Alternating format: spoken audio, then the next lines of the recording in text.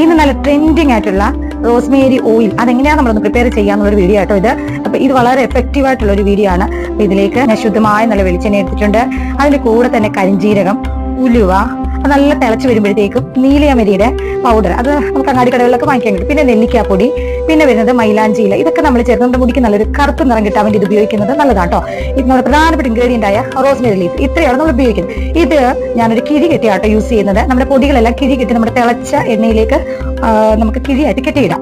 അപ്പോൾ ഇതൊന്നുകൂടെ നല്ല എഫക്റ്റീവ് ആകും കേട്ടോ. അല്ലെങ്കിൽ ഓയിലിൽ കിടന്നത് പൊടികളെല്ലാം കരിഞ്ഞു പോകും, അങ്ങനെ ആകാതിരിക്കാൻ വേണ്ടിയാണ്. ഇതിന്റെ ഡീറ്റെയിൽഡ് വീഡിയോ ഞാൻ അപ്ലോഡ് ചെയ്തിട്ടുണ്ട്. അതിന്റെ ലിങ്കും ഞാൻ കൊടുത്തേക്കാം. അല്ലെങ്കിൽ ചാനൽ പോയി നോക്കിയാൽ മതി കേട്ടോ.